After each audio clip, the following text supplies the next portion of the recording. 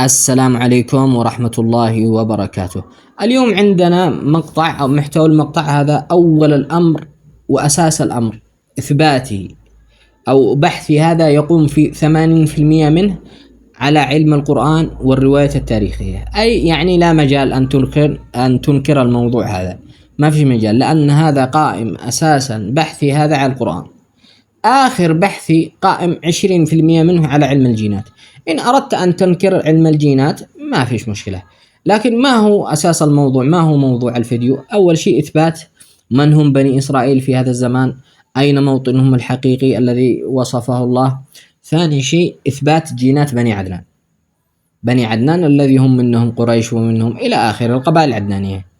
أنت لا تؤمن بعلم الجينات، هذا شيء يخصك، لكن وصفي هذا أو بحثي هذا قائم على الدين، قائم على الرواية التاريخية، قائم على علم الجينات.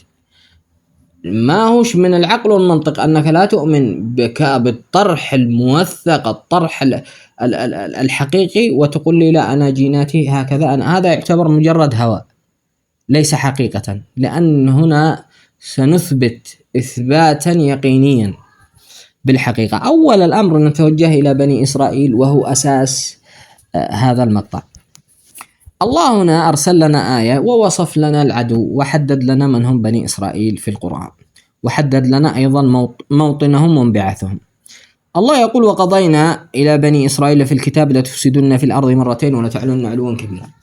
هذه الآية كثير من الشباب وبعض العلماء هداهم الله يفسرون الآية هذه على أن المقصود ببني إسرائيل هم اليهود، وهذا غير صحيح. لماذا؟ سنعود إلى ما قبل الإسلام. أول الأمر بني إسرائيل ما هي آخر رسالتان لهما؟ على سبيل المثال ما قبل آخر رسالة كان موسى عليه السلام، الكتاب الذي أنزل على موسى كان التوراة، اسم الرسالة كانت الإسلام، حرفت إلى أن أصبحت اليهودية. آخر رسالة لبني إسرائيل والذي انضم إليها الكثير من بني إسرائيل حسب اتفاق أغلب الروايات التاريخية، آخر رسالة كان الرسول فيها عيسى بن مريم، كان اسم الكتاب الذي أنزل على عيسى الإنجيل، كان اسم الرسالة الإسلام، حرفت إلى النصرانية. فهنا ليس من المنطق أن تقول لي أن أكثر بني إسرائيل هم اليهود، لأنه في الأساس أكثر بني إسرائيل حسب الرواية التاريخية انضموا إلى النصرانية، وهم في الأساس من حرف النصرانية باسم قرابتهم من عيسى بن مريم، لأنهم من بني إسرائيل وعيسى بن مريم من بني إسرائيل في الأساس. فكيف تسقط الآية هذه على أنها المقصود بها اليهود؟ ثاني شيء، الله قد ذكر اليهود في أكثر من آية، لو أراد أن يقول هنا اليهود والنصارى لقال اليهود والنصارى، ولكن الله هنا يصف نسب عرق، نسب أسرة. قال: وقضينا إلى بني إسرائيل. من هو إسرائيل؟ إسرائيل هو يعقوب ابن إسحاق ابن إبراهيم، يعقوب ابن إسحاق ابن إبراهيم، وهنا الله يقصد ذريته، ذرية إسحاق، ذرية إسرائيل ابن إسحاق ابن إبراهيم. الله هنا يقصد الذرية التي هي نسب ليست معتقد. في فرق بين المعتقد النصراني واليهودي وفرق بين النسب.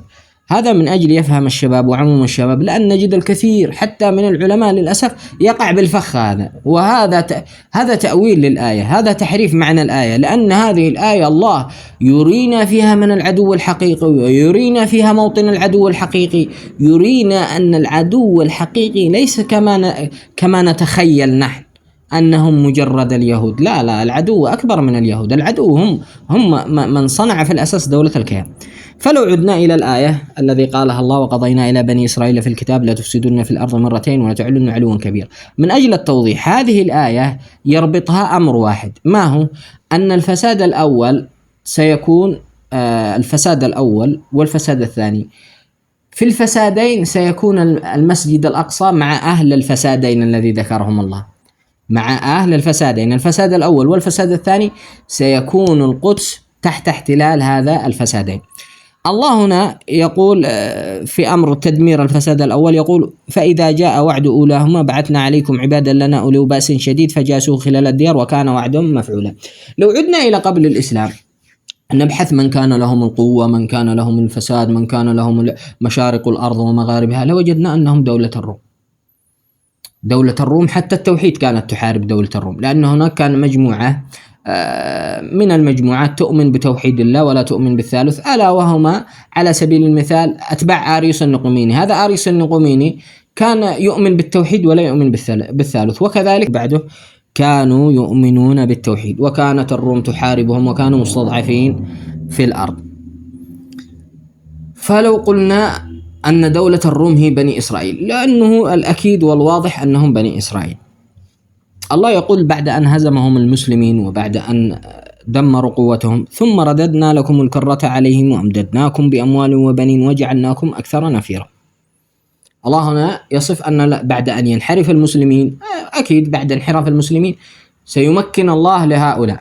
لماذا؟ لأن المسلمين انحرفوا، عادوا من عبادة الله الواحد القهار إلى الاعتكاف جنب القبور، إلى عبادة بني هاشم من دون الله، إلى عبادة الأضرحة من دون الله، إلى قول يا حسين يا علي ويا فاطمة، ولا ينفع من الله شيء، لا علي ولا الحسين ولا أحد، ما فيش أحد ينفع من دون الله إلا الله سبحانه وتعالى. ما الحسن والحسين وعلي وفاطمة وأبو بكر والصحابة كلهم عبيد لله، حتى الأنبياء كلهم عبيد لله، لا بيدهم لا ضر ولا منفعة، الضر والمنفعة بيد الله سبحانه وتعالى، لا شريك له في هذا الأمر أبدا، إلا لمن ارتضى وهو حي. يعني كان نبي وهو حي، نعم الله قد يعطيه أوامر أو يعطيه ميزة أو يعطيه مثلا ما لم يعطي غيره، مثلا بالدعاء يستجيب لدعائه من هذا، لكن أما الضر والنفع حتى والنبي عايش لا يمكن إلا لله سبحانه وتعالى. إذا كان النبي، الله يقول للنبي: لا تهدي من أحببت ولكن الله يهدي من يشاء. ما الحكاية أكبر من النبي وأكبر من الصحابة رضي الله عنهم، وصلى الله وسلم على نبي الله. هنا لو اتفقنا أن دولة الروم هم بني إسرائيل الذي ذكرهم الله، وهذا أمر أكيد، لأن آخر رسالة لبني إسرائيل انضموا إلى النصرانية. كانت آخر المعتقد الذي كان لدولة الروم كانت النصرانية أيضا. لو عدنا إلى اليوم، إلى واقع اليوم، حسب التقسيم الجغرافي للدول اليوم، من أين منبع الروم؟ من أوروبا. الفساد الذي نعيشه اليوم أيضا منبعه من أوروبا. من صنع دولة الكيان؟ أوروبا. من صنع أمريكا؟ أوروبا. من قتل أكثر من 80 مليون من الهنود الحمر سكان أوروبا، سكان أمريكا الحقيقيين؟ أيضا دول أوروبا. من غزا العراق، من غزا سوريا، من دمر في اليابان، من اليوم يدعم جماعة الميم، من اليوم يدعم اللادينية، من اليوم إلى كل البلاء وكل بلية منبعها أوروبا. من يسرق خيرات مثلا أفريقيا، ومن إلى آخره. كل الفساد اليوم هو دولة أوروبا. وهنا أصبح الأمر جلي. دولة أوروبا هم بني إسرائيل الذي حذر منهم، دول أوروبا هم بني إسرائيل الذي حذر الله منهم. اليهود يا أخواني أضعف من أن نقول لهم أعداء. ليش؟ لأنه في الأساس من صنع دولة الكيان هم أوروبا. اليهود ضعفاء. يعني الحرب يعني عبر التاريخ من 1400 عام، من أيام الرسول إلى اليوم، لا يوجد. الحرب مع اليهود بسيطة جدا. اليهود فقط أهل مكر. المكر اليهود لا أحد يقدر أن يضاهيهم في هذا المجال. أما الحرب لا والله، ليسوا أهل الحرب أصلا. دينهم معتقدهم لا يصنع رجال، معتقدهم يصنع ذكور فقط، مجتمع ذكوري، ما على المسكين على. ولو رأينا اليوم، يعني اليوم غزة أكبر داعم لهم دولة الكيان. لا تصدقوا أن اليوم الهجوم الذي يحدث هناك أنه كله من دولة الكيان. لا لا لا، الأغلبية من دول، يعني من دول أوروبا الجنوب، الأغلبية العظمى. فهنا الأمر أصبح واضح. الفساد الثاني لهم أوروبا، والفساد الأول الذي كان الروم كان موطنهم أوروبا، وبني إسرائيل الذي حذرنا الله منهم وهم العدو الحقيقي للإسلام والمسلمين هم أوروبا، وهم بني إسرائيل حسب القرآن وحسب ما قال الله، وحسب حتى الرواية التاريخية، وحسب الأحداث من أكثر من 1000، من قبل 3000 سنة. فلو عدنا إلى آخر رسالة قلنا لعيسى بن مريم، آخر كتاب الإنجيل، حرفت إلى أن أصبحت النصرانية، وانضم إليها الكثير من بني إسرائيل. فهنا في الأساس الله حين يقول وقضينا إلى بني إسرائيل لا يقصد أبدا معتقد، يقصد نسب. والنسب كما قلنا متواجد في النصرانية، أكثر عدد منهم في النصرانية. الرقم الثاني في اللادينية، آخر رقم في اليهودية. فهنا أصبح الأمر جلي. فلو ذهبنا الآن إلى علم الجينات الذي هو DNA، يجب أن يكون أكبر عرقية في أوروبا والقادة في أوروبا ومن لهم الأمر في أوروبا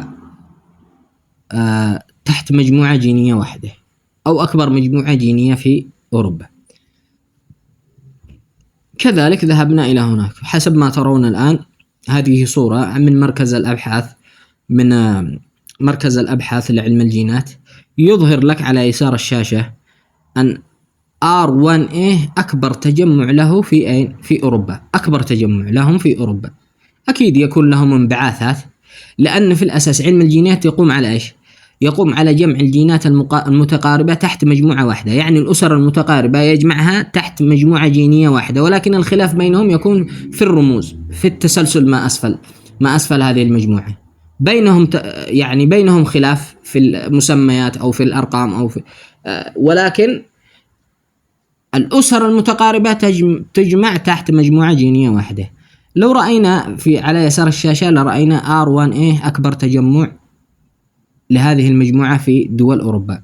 كذلك تحت هذه المجموعة يوجد رؤساء من دول أوروبا، يوجد ملوك من دول أوروبا، يوجد رئيس دولة الكيان تحت هذه المجموعة، زيلينكي هذا حق أوكرانيا تحت نفس هذه المجموعة إلى آخره. كيف نتأكد أن هذه المجموعة لبني إسرائيل؟ أيضا نعود إلى القرآن.